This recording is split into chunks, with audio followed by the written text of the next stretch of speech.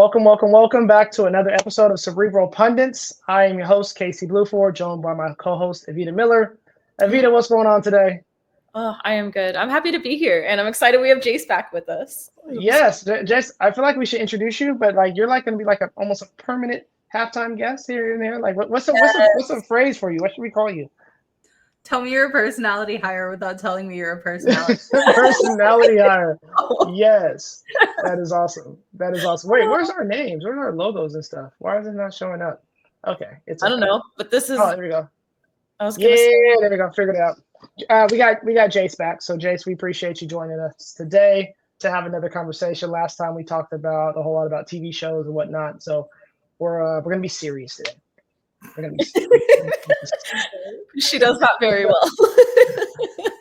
So anyone that's listening to this, if you are an aspiring entrepreneur, if this is like you're trying to figure out how to turn things around, you want to take some risks, you want to take the next steps, this is the place for you. We are the channel for you. We're going to talk about all things business, entertainment, fun, but at the same time, our goal is to help you strive to live the life that you desire and deserve at the end of the day. So it's going to be fun today. So in this episode, we are going to use the journey of Reese Witherspoon as our outline today and really identify and show some parallels as far as how her journey relates to our journey. You might be thinking she's a celebrity, Casey, she's totally different from you, totally different from me, but there are definitely some parallels. And you may be surprised just how far off we really are not.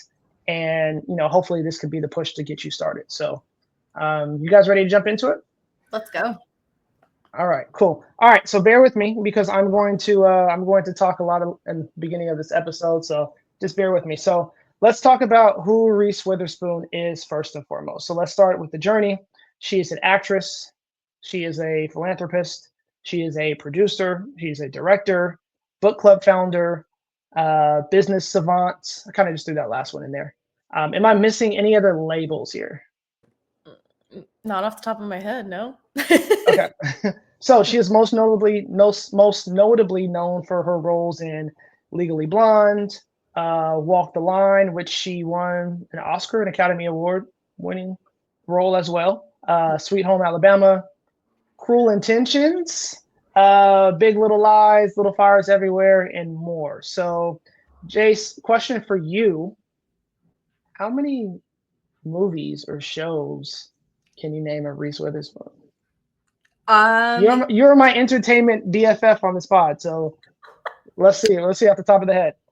You named all the ones I know, Casey. I can't think of anything that you did not hit. You said what was the last part? I can't think of anything you didn't hit already. Okay, well those are the big ones. I think Four Christmases. I think that's one I left out. Gosh, I know. Got kids, so I think she's in Sing. I think she's in one of the animated voices in Sing. Really? Yes. Yeah, Sing 1 and 2. Sing is a star cast. Yeah, Sing is pretty dope. Literally, dope. Yeah. Cute little movie too. So, all in all, we're not here to necessarily break down Reese Witherspoon's IMDb. Hopefully, I said that right. But we are here to showcase that even though we see her at level 10, which is her finished version, there are many levels that she had to go to get to that point that were necessary for her journey and relatability that's necessary for our journey. So let's start with the foundation. So one of her first roles is in a film called Wildflower, where she played Ellie, which is kind of funny because Legally Blonde isn't she Elle? So she went from like Ellie to Elle, which is in the early 90s. And then she moved to Cruel Intentions, which was the late 90s. Many episodes of the show Friends, but it's really like Legally Blonde. Cruel Intentions, and then Legally Blonde is really what put her on the map, and when she played Elle in 2001. So followed that by Sweet Home Alabama, Legally Blonde 2, and in 2006 she won the Academy Award for Best Actress for her role in Walk the Line. So let's kind of sum it up. 1991, teen actress. Young, beautiful woman in Hollywood. Got her shot, A-list role. A few short years later, she wins the Super Bowl trophy of Hollywood. Academy Award winner. Right? That's the top of the line. So from an outside perspective, she's on top of the world, right? That's what we saw, but in reality, This took her 15 years to get there. That's 15 years of work. Wow. So, Jace, question for you. When's the last time that you felt that you had something solved, figured out, and then maybe you did? Today. Like, as a business owner, you are constantly in that pivot, right? And I think, Casey, what you just said, like, it looks like it was this overnight success, and in reality there were 15 years between the two, right? I think that that's so common. People kind of blow up overnight, and myself included, right? But there was so much work behind the scenes in that is A, not visible work, so you don't see it, and then B, when all the momentum hits, it just kind of hits, right? So for me, I thought I had a lot of things figured out, and we can talk more about different ones a little bit more in depth, but you're constantly in the pivot. You're constantly in, okay, that didn't work, what's next? And you have to go figure it out. No, I agree. Vito, this is a conversation we have all the time. I mean, just in this one episode, we pivoted so many different times. Maybe we should try this short. Maybe we should do this. The only constant that we knew was we wanted Jace. So that was the only thing that we knew we wanted to do for sure.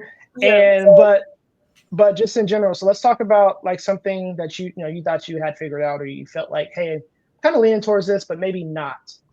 Yeah. Go ahead. Go ahead, Avita. Oh, I was saying, like, I think I'm experiencing this right now. Not necessarily that I have, it all figured out, but just more of, I think you go through these ebbs and flows of, what the heck am I doing? Why is this stuff not working? And then there's just these like aha moments where you're like, oh, this is actually coming together nicely. Okay, yeah, we can make this work. We got this. And then you're like excited about it. And I think that's where I'm at, is obviously even doing more of the podcasting and stuff like this and focusing on social media and how I can help people in those ways. And in that area has been a shift for me. I started as a TC and then kind of realizing, okay, if this isn't it, like, what are we doing? And kind of having some ideas of what it might be, but not necessarily knowing how is this going to pan out. And so I think lately it's starting to, the puzzle pieces are coming together a little bit better of, okay, how do I put my spin on this? What is going to help people out? What am I hearing that's the problem? And how can I solve this? And so I'm kind of in that right now where it's like we're getting a little momentum, and then I'm sure it'll go awry, and then we'll get back on track again. You make some good points. So one of the things you mentioned, we'll talk about this a little bit more, is the power of compounding and just how important that is. So Jace, we want to know, like, what are you currently working on now that is seeming to take you a little bit longer than you even envisioned? So end of last year, Casey, I realized that I really wanted to start overhauling a lot of my systems. So my TC company was the fastest built business that I've ever built. And we were doing a lot of things on the fly, right? It was like, oh, we need this. Okay, the airplane's in the air and we're just kind of strapping on wings as we go, right? Are you Tom Cruising it? Are you Mission Impossible Tom Cruising it? Yeah, we were. And especially as, I built out my team and wanted to scale. I'm obsessed with client experience, and I want that to be as good as possible. I want that to be really robust. And so I realized, okay, I have to streamline my operations a little bit. I can't just accept, oh, well, this is the industry standard, and this is the way it's always been done. That's not good enough for me. So I thought, okay, I move quickly. When I want to execute something, I just go do it. Especially, as my team was smaller, it was like, okay, this is what we're doing now. And we would just go do it. The systems build out, I started at the first of the year. We're already into Q2. It's not complete yet. Now, that being said, what I've built is so much better than I could have even imagined. Mm-hmm. So I'm okay with it, but I definitely didn't think it would take a full business quarter. 100%. Plus. 100%. I get it. This is coming from a guy who took over a year to find a business. And when you're at it every single day, you feel like, why? Like, why is this not happening? And then it does start to happen, and then something else happens, and something else happens, and before you know it, like now you have options and opportunities coming to you. So Avita, this is we talk about this a lot, but I want to get both of you guys' opinion on this. So, we talk about Reese. She was on top of the world, but sometimes, like when you reach a certain level or even achieve some form of accomplishment or success, you feel that you're called to do more, or your purpose is greater, or maybe like I'm in this lane right now, but ultimately I kind of want to do this, and something's kind of taking me to do this.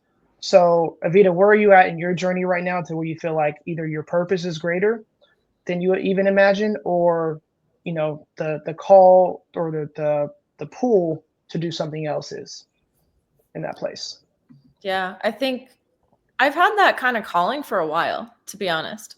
And I honestly think this was like finding people like you guys that are in my corner and just living life differently, in the space that I'm living now. I honestly feel like this is like phase one, if you will, where I already feel like I'm doing more, capable of more. It's opening my mind. I still don't necessarily have a super clear idea of like, okay, how am I going to fulfill this? But I feel a lot closer to it. And I feel like I'm helping more people already. And I used to feel that when I was bartending or things like that. I mean, I didn't mind it. I enjoyed the fast pace. I liked talking to people, but it was very, you got to know people to an extent, I'd have regulars or things of that nature, but there was still this level of like, we're barely scratching the surface, if not at all. And I always was like, I feel like I couldn't tell you what it was, but I would just sit there and I'm like, I know I should be doing something more. Like there's got to be more for me than this, because I'm like, I'm capable of this, but I'm capable of a lot more. And the other people here are barely capable of this, and like not even. Good line, girl. You know what I mean? No judgment, people. No judgment. But she's speaking truth. Or like they're not even capable, but just more of like there's no desire for more. Like the more might just be for them, like I just want to get paid more, or I just want to work hours that I want, or I just want that shift or whatever. But I don't feel like when I would think that, it wasn't a setting where if I had said that, they'd probably look at me like, okay, great. So is stuff done? Like, are you good? So I feel like I've had that calling for probably several years now. And I think this was the first phase. And I think the more I think about it, the more awareness I have around it. I'm hoping that it'll become more clear of, okay, how can I make a bigger impact? What is going to be my way of helping others as I go? Jace, what about you? Avita, I can't, like, what you're saying is spot on. And there's this saying that if you're called, you're qualified. I don't necessarily know that that's true. I think if you I feel like that. Well, I feel like if you are called, you have to go become qualified. But okay, you have the potential within you. You just have to put in the work behind it. Right? Like, you have the calling, so you have the potential, because God, universe, angels, whatever, wouldn't have put that calling in your heart if it wasn't meant for you. Yeah, but you have to go sharpen the iron and become who you are meant to become in that process. So I love that you hit on that. That you felt like, okay, well, there's people out here and they're just showing up. They're not any better than I am. In fact, that you have better strengths. You have more aptitude, you have better business acumen, whatever. But they're just going and showing up, right? And there's nothing more frustrating than seeing people who started around the same time or even after you passing you because they're doing the work, and you're stuck in your head about like, oh, what should I do? This is taking too long, whatever. I think to that point too, even being willing to try. Yeah. Right. Because sometimes it's like putting in the work, you're sitting there going like, okay, I think I'm at least at their level work-wise, like you're not knocking, but you're just sitting there like, man, but because they, moved, took that position, tried the weird thing, whatever it is, built the business, then they're ahead and you're still sitting there at your job going, I feel like I could do that, and that's why I say, like, to me, this was the first step, because instead of thinking like, I could probably do this entrepreneur thing, or I could try this class or whatever it is, it was like, let's just try it. Like, what's the worst that happens? You go back? Like, it's okay. Yeah, and you make a couple of good points, and I like the point as far as like being called and qualified. I mean, without getting too deep into it, there's so many like biblical stories about people being called and they were not qualified, right? Right, at all, right? Like we got kings and emperor, like, and it was a hot mess. But yeah, I definitely think that like you feel it in your heart and you feel it in your soul, and it's for you to to overcome those fears, that feeling of self-sabotage, that feeling of trepidation, and to really just take that step and really become that man in the arena. And that's something we talked about before. It's one thing to talk about it. It's another thing to like, hey, I'm just going to get out there and see where it takes me. And I think that's kind of where we all are right now. Absolutely. All right, let's move forward. So we talked about Reese, hitting the mountaintop, taking her 15 years. So after being on top, like, what happens? Like, do you stay on top or do you come down? So over the next some odd years, she made some other additional movies that were, I would say, maybe kind of mid. The young generation would call it mid. Hot Pursuit. You guys remember that movie, Hot Pursuit, with Sofia Vergara? Mud. This Means War. Four Christmases, which I thought was okay. Yeah. There's some other movies out there as well, but like those are the ones that I just kind of pulled. Again, kind of mid, but also again, this was over 10 to 12 years. So remember, it took us 15 years to get to this point.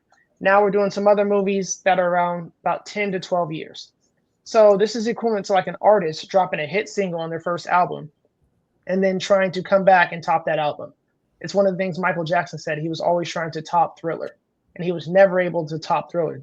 Like, yes, he had some other bangers outside of Thriller, but nonetheless, like the challenge to always top Thriller was always on his mind. But in our lives, we're always trying to reach a peak. Like, think about from a fitness standpoint. Oh, I'm trying to get back. Oh, I'm trying to get back to where I was before. Like, no, you just got to get better. Like, you're in a different situation. Like, you can't get back per se. You can only get better. And I think too often we have that in our mind, like we have to get back to where we were last summer or last year. No, you just got to become a better version of yourself. So this kind of goes transitioning to pivoting. So we're going to talk about pivoting for a second. So Jace, I'm going to come to you first. Like, when's the last time that you had to pivot, right? Like, you thought you had this plan, you thought you had it going. It's like, I'm going to make this hard right. This is not exactly what I thought it was going to be. And you had to pivot and talk about like, how did you feel in doing that? Because there's always some fear and reluctancy to kind of even do that. Can we go into the Wayback Machine for a minute? Let's take it way back into time. Okay, so 5 years ago, middle of the pandemic, right? I was moving back into my dad's basement. Hey, I just lost my job. Stranger Things in it. Oh yeah. I just lost my job. My husband was stuck in Dubai. I had a 3-month-old baby, and I was like, "Oh, cool. What are we doing now?" Right? And my job was not my job at that point. It was so very much my identity. I had wrapped up a lot of my life into the pursuit of these are the targets, these are the metrics, here's the plan. And then all of a sudden, like overnight, that was gone. Right. And then uprooting my entire life as a result. So that was kind of the first pivot that got me seriously into real estate, where I said, okay, like everything that I've ever done is no longer dependable. The really good job that I had, the 401k, the this, the that, it's not here anymore. And it just disappeared overnight. Like the rug was out from under me. And something that I had worked at that point almost a decade towards, just gone, right? That was the first pivot. And then since then, my real estate journey has been a series of pivots. I totally fell into private lending. We can talk about that in a minute, but my TC business was probably the biggest pivot. I was planning on, doing lending, owning my properties, and all of a sudden, after I joined Gator, I saw lenders who wanted to originate loans. And I'm over there like, please do not wire a man you just met on the internet, ADGs. Like, let's go through a title company. Let's not decide on a business bank account. Do you know what a deed of trust is? Full-blown panic attack. Yeah. Seriously. Oh, yeah. I had a few anxious nights before I learned to control my anxiety for my clients a lot better. Some of y'all still make me anxious. I'm not even gonna lie. But that was the biggest pivot because I really never planned on having a TC company. I was like, oh, that's a cool avatar. Not for me. But then I saw how much I had to bring in that space and how much of service like I could be and just fell right into it. You know, sometimes pivots come out of nowhere. Sometimes you have these callings and then some days like you show up and you're like, oh, this is what I have to go do today. This was not on the plan. This was not a checkbox anywhere on the list, right? Yeah, so it's funny because sometimes, you know, when we think about pivot, we think of it usually as being like voluntary. Sometimes it's involuntary. Sometimes something will happen that will force you to pivot. So Vida, I want to come to you. Like, why do you think so many people are hesitant or like reluctant to pivoting? Ooh, this is a good question. I think there's going to be multiple reasons. He's like, yes, nailed it. But I think some of the factors that might come into it is how much time have you invested already? Mm-hmm. You know, who is this impacting? Things like that. Maybe it's fear of almost like that failure or maybe not failure, but, you know, if you've started something and then it's like, okay, you know, we've talked about this and I'm saying these things from experience, you know, because you start weighing it out and you're going, okay, all the people that are successful and that we look up to say you got to move quick.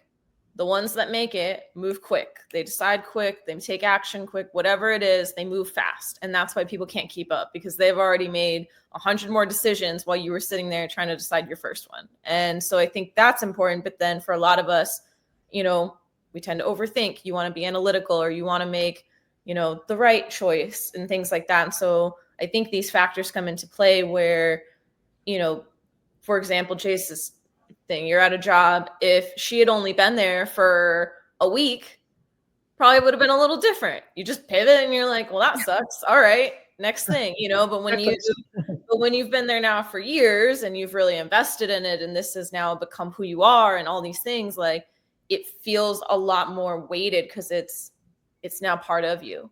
And so I think being able to separate that or look at it as like, if I pivot now, is this a failure? Which I think we all have different mindset ways of looking at it differently, but still it can kind of feel that way of like, is this me giving up? Is this a necessary change? You know, things of that nature. But I think there's definitely, or maybe it's the thought of, I don't know what's next, the fear of the unknown. And if I don't know what's next, then how could I pivot? And so I think there's definitely a lot of factors that can come into that. Are you guys familiar with the sunk cost fallacy at all? Not the fallacy. I know what obviously what sunk costs are, but go ahead, explain it to him. Yeah, so there's this concept and it's basically like when you are faced with some of these decisions, right? You're like, okay, I've realized that this is a bad decision. This isn't what's for me. Yeah. Sometimes a lot of times what people do is that all they can see is what they've put into it so far. And they're like, okay, well, I just need to give it 2 more weeks, or I just need to give it another 10K, or I just need to do this, this, and this, because all they can see is what they're fixing to lose if they move on at this point. Right. And there's this Japanese proverb and it's like, you know, as soon as you realize that you're on the wrong train, you have to get off and buy a new ticket because it's just going to get more expensive the longer you go on. But people don't see that. They don't see, well, if I get 10 more stops down the line and I have to get off and I have to go back, it's going to take longer. It's going to cost more money. It's going to be a more miserable journey. All they see is, well, I've come this far on this train. Maybe it'll take me to where I want to go. Right. Nope, you're so true, and I also think that like in that comes like the fear of the perception of like you failed, right? Like I think that is such a huge narrative that we have to get over, and we have to like we can't not even suppress it because I think suppress it is just going to kind of rear its ugly head. Like when we talk about like getting to the next level, it's that It's that almost fear of success, Mm-hmm. and that fear of failure, and the perception that you have failed because you did pivot, because you changed it up. So Jason, I want to come back to you. We talk about your TC business. We talk about pivoting. We talk about a couple different things. So share with us some of your successes thus far, and like how pivoting and how your TC business is flourishing now. This has been the most rewarding thing, like to know that I'm helping investors do safer, more ethical transactions, protect themselves, protect, other parties within the transactions. It has been just, I can't speak to how nourishing and soul fulfilling that work and that piece of it has been. Ironically, I have, always kind of had a side hustle or a business, and for years. And this has been one thing where I never felt like, oh gosh, I have to go market this, or I have to go, this is not self-sustaining in any capacity currently. This one really has been. And that's been a really unique experience. And don't get me wrong, we're turning on the marketing machine this year. That is part of the overall plan, which is taking longer than I thought, but that's okay. Yeah.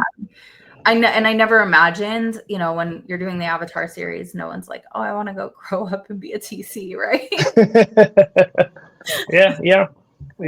I think that was my whole first year, is just explaining to people like a broken record of like, what's a TC? Like, I made it a whole 9 months before I pivoted. So yeah.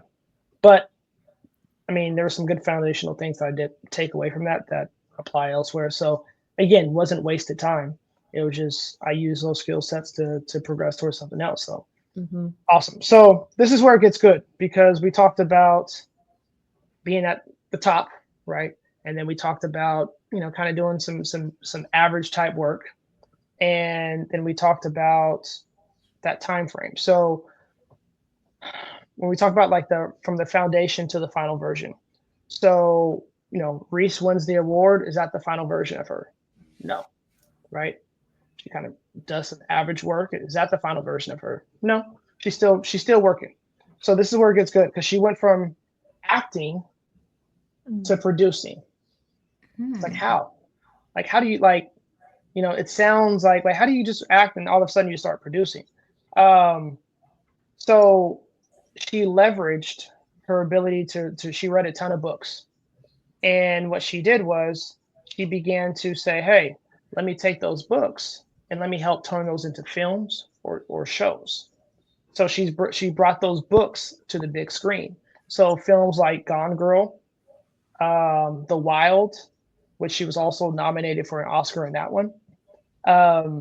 So also changing with the time, she went from just movies to TV shows, and then transformed other books, Big Little Lies, Little Fires Everywhere, into hit TV shows. Jace, did you watch any of those shows? No. Oh, Jace, you watch everything. Oh, okay. All right. If you ever get a chance, both of you guys, big Little Fires Everywhere. Sorry, Little Fires Everywhere, Big Little Lies. If you ever get time, please check out those shows. And then currently she's the executive producer on a hit show on Apple TV called The Morning Show, which is another great show. That one has Jennifer Aniston as well, one of Apple TV's biggest shows. Jennifer Aniston from Friends, Jace. So I couldn't help it. Also, I know an episode. And then she's in the process of bringing other novel IPs to the big screen as well. So these are like remarkable business moves. For those of us struggling, Casey, what is an IP? Intellectual protocol. So like it's like I don't know, like you own the title. It's almost like LLC standpoint. Like you own the title, you own the trademark, you own the intellectual protocol of certain things. Thank you. I figured if I was curious, others would be as well. I'm like, hold on a second. So what's cool to me is like she's enabled other people in the space. So now you see like Jessica Alba, who's an actress as well. Like she's into personal care. Gwyneth Paltrow's wellness alternative modalities. Reese has clothing brands now. She's got Home Goods. She's got book clubs, and her book club is almost like on par to Oprah's book club at this point. So now you have authors nominating their books to be a part of the book club. So potentially the thought of like getting their book turned into a movie or a TV show. So what a cool this is vertical. Huh? What a cool vertical. Right. It's crazy to me because we see her as one person. One whole generation sees her as one person. Next generation sees her, oh yeah, she's the one that does the books. It's like, no. She started way back here 25 years ago as a childhood actor, like, or actress, I'm sorry. So like, I'm trying to find this video, but I want to say like, how does this relate to you? Like, in a sense, like you hear this and you're like, hey, I'm at level 1 or I'm at level 2 right now. Her level 10 took her 25 years. Like, am I willing to put the work in to do that? Like, am I willing to stay dedicated and stay in this lane to do that, even if it requires a couple pivots here and there? Avita, I'm gonna start with you. Like, when you hear this story, like, what's your takeaway from this? Well, I'm gonna try to find that article. I feel like it's me, so I take a different angle to it. Please share. Even when I heard the like, okay, you made it, and then her next movies were like mediocre, I feel like that also comes into like, what is our definition of success, and what are we striving for?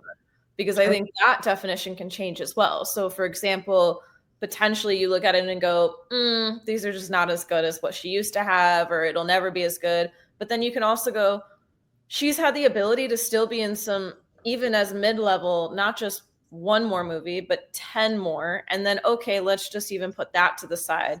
The fact that she took this path of looking at producing or her media or the book club and all these other things.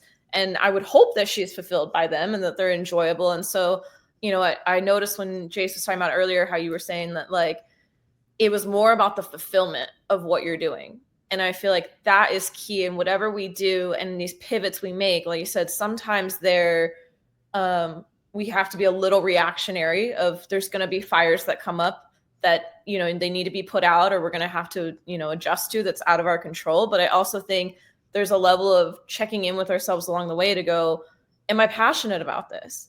Can I show up and do this every day? Because when we talk about putting in the work, I feel like, they say if you enjoy your work, you'll never work a day in your life. And I feel like that's what I'm striving for every day. So when I think of this and I hear this story, it just tells me like, keep doing what you want to do. If there's something you want to try or you have an idea, go chase it. Like, don't stop and don't make that your top. Now you're just chasing something else, and don't lose that. Like, make sure you're doing things you enjoy. And if it starts to not feel good, that's when it's time for a pivot, because we shouldn't be wasting time on things that we don't love.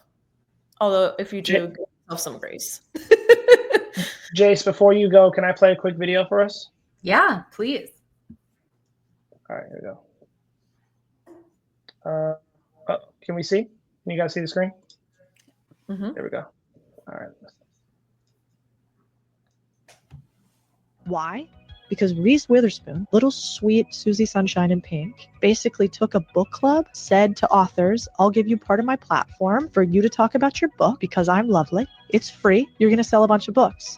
Tiny insignificant detail. I'd like the future rights to turn your book into a movie, and I'll pay you some sum, or I'll have a right of first refusal, aka I get the right to buy it before anybody else, and I'll pay you then for it. The author goes, amazing, Reese, of course, perfect. They come on, Reese basically tests out which books do best, and depending on which books do best, Reese buys their movie rights and makes movies that create tens of millions or hundreds of millions of dollars in revenue. But Reese doesn't tell that story. Reese tells the Susie Sunshine story of her selling the book. I think the other story is more interesting and more people can learn from. I love that. And that was Cody Sanchez, who, for those that are listening, Cody Sanchez kind of summed up what we were talking about right now. So bringing it back full circle, Jace, like, let's put some things into perspective. So 25 plus years ago, this young girl comes into the industry, is like, hey, I want to become an actress. I'm an actress. I hit the peak. But you know what? I think my purpose is bigger. I think my calling is bigger. Like, very similar, Avita, to the Ryan Reynolds conversation we had just the other day. Yeah.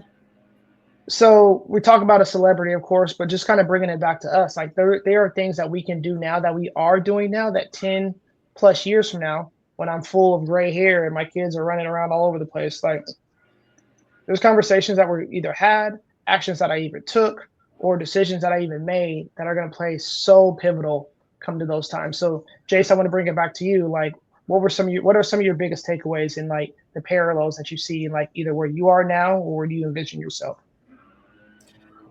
Oh, one thing that this lesson took me a really hard time to learn is to enjoy the journey. And this is something that I have to get hyper focused on every day because it is so hard as a recovering perfectionist. Like all I see is the next thing, the next thing, the next thing, the peak, the peak, the peak, the peak, right? And so I did not know, what you told us at the beginning about Reese, how she kind of peaked out in her career and then everything after was mid. I guess if I had thought about it for a second or watched a single movie, that part. So,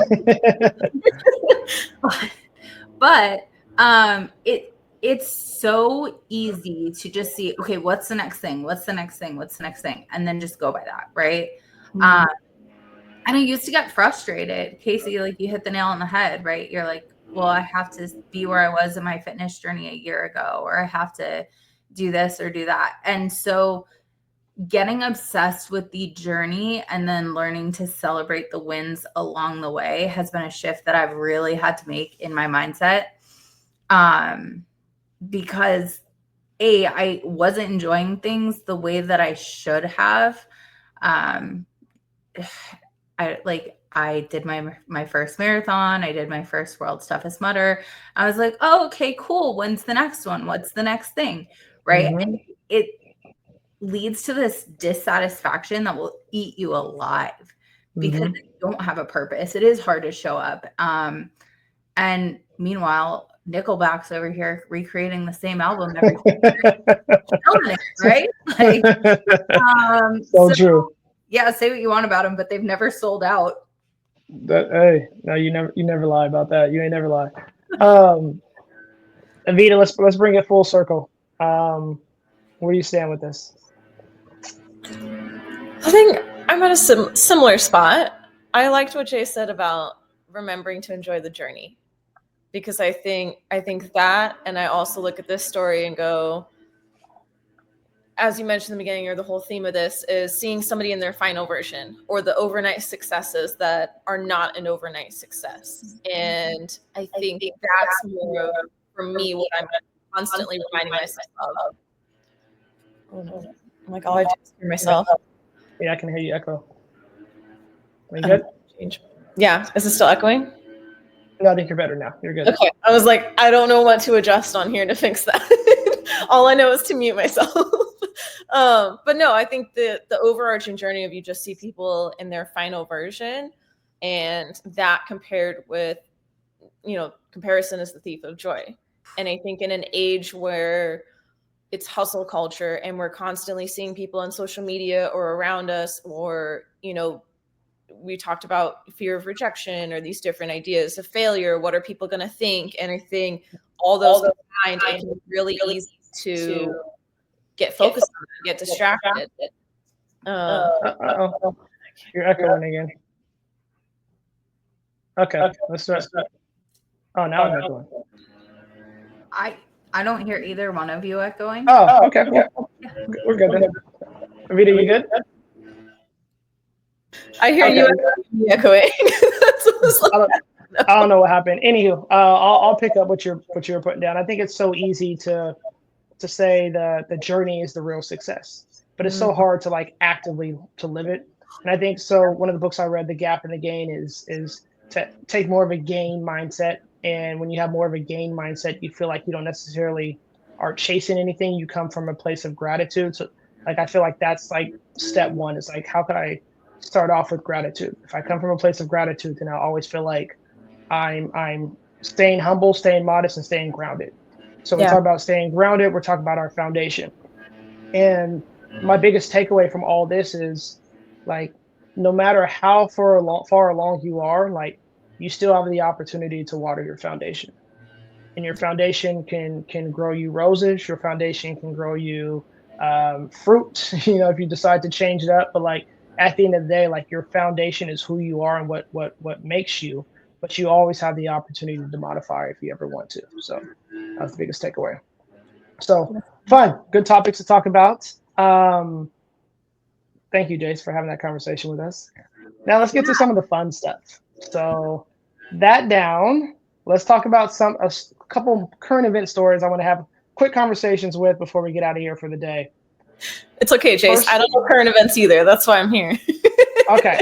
First story that I have popped up is we're going to talk a little bit about movies. So Cinemark swings. So Cinemark is a movie theater company. Talks about its first quarter losses and suppressed box office engagement and environment. And then also we have potential tariffs coming down on movie theaters in and of itself. So question to you guys, quick question. We're not going to dive into like all the tariff stuff and all the tariff talk, but do you feel like there's a future for the movie theaters still?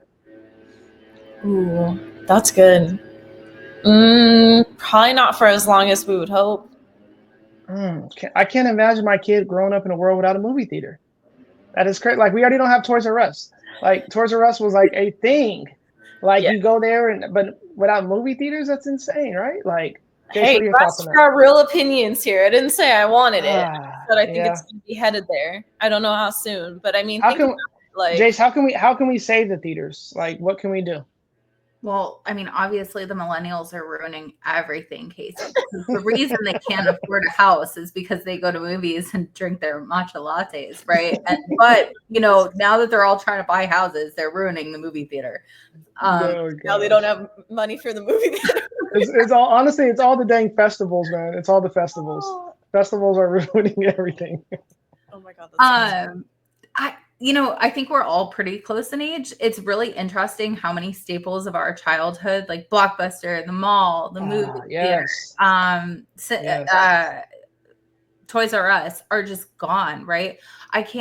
When I was a teenager, if you told me that malls really wouldn't exist or would be, being converted into condos, I'd just be like, what? Because that's where, you want to go out? Let's go to the mall, right?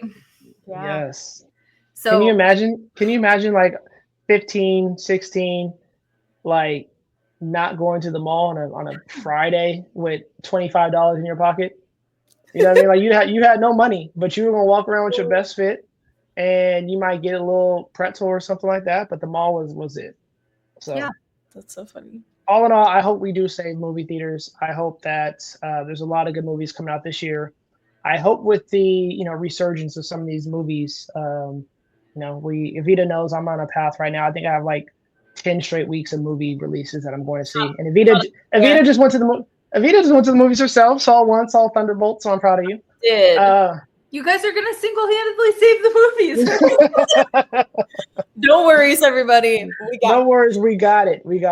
So all in all, I hope that I think there needs to be some more modification. I would love to see. I think gone are the days to where movies in theaters for 45 to 60 days anymore before release. Yeah. I think it used to be 90 technically, but now it's more so like they're on there for like a week, maybe even 2 weeks, and then they're just coming to streaming. So hopefully we can find some form of happy medium and I don't know, just kind of maybe change the narrative around theaters, making it more, a different type of environment. I don't know. Hopefully they can modify. They're pivoting slightly because even by us, there's a theater my family always goes to because they like it better. We call it the button theater because there's literally a button by your seat.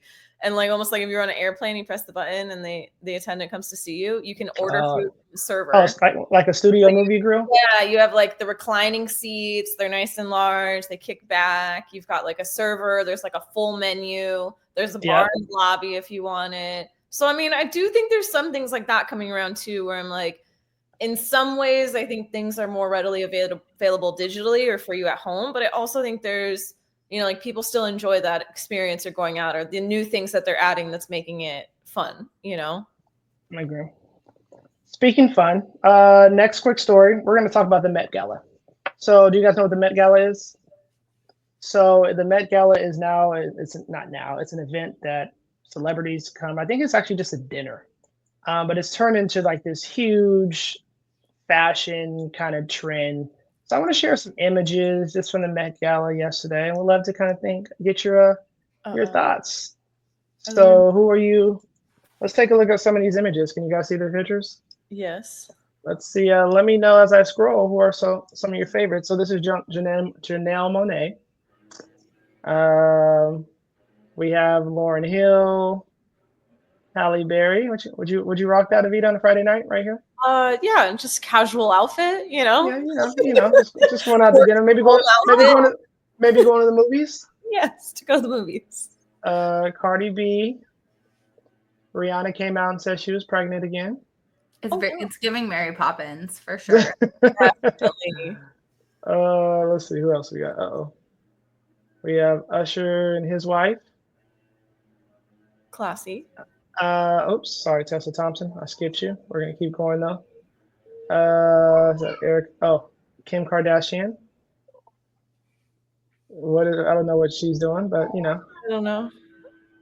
I feel like nobody knows most of these. Yeah, this is. I feel like it's your chance to just be like as out there as possible. Look at Lizzo. Lizzo looks like a different person. She looks great. Yeah, Lizzo looks great. I don't know who that is. Doja Cat. Okay. And is that Kylie? Kylie Jenner? All right. So all that said, question for you: if you were going to the Met Gala, who would you? What brand? What designer would you want to dress you up? Oh my gosh. See, the key question there is though, you are assuming that I know enough designers. I kind of was a little bit. At least lie to me and say, "Hey, Casey, maybe Louis Vuitton or something like that," right? Oh, of course. We'd go with Chanel or Michael Kors. See, good answer, Vita. Good answer. Good answer. Welcome. All right. So before we get out of here for the day, Jace, we got a question for you. We got a question for you. It's a little game that we play. It's called the Cat 5 game. So category 5 game. So I'm going to give you a list of 5 names, locations, entities, this, that, and the other. And you have to rank them in order of 1 through 5. It's your opinion of a 1 through 5. It's your opinion at a time. Yeah, it's your opinion of 1 through 5, and 1 being the highest, 5 being, I guess, somewhat the lowest, but it's not really the lowest. It's just cat. Okay. It's just all right. So there's no particular order. So I'm going to say the name, and you can say, "Hey, I would want that person 1, 2, 3, 4, 5." All right. All right. So you're going to you are hosting a concert. You're putting on a concert, Jace. Nice. We'll be 1 there. through 5. What number is Doja Cat performing? Ooh, I only know a couple songs, so I would say a 2. Okay. I know I regret not asking for the question. So I guess in this situation, 2 would be, so 1 would be opening act and 2 would be second. Okay. Oh, okay. Right. Okay. So Doja would be 2. Okay, so never mind. Reverse. So 4. Wait. 4. No, openers. Okay, the openers are the ones everybody kind of skips, right? Kind of, yeah. 2. Yeah. Okay. Doja Cat would be 2. Okay. Next person. One is the best, but you're right. Okay. I see what you guys Next person, Rihanna. Oh. Remember, you don't know the rest of the list yet. So. I don't know the rest of the list yet. I'm going to go 4. Okay. All right. Yeah. Next one is Billie Eilish.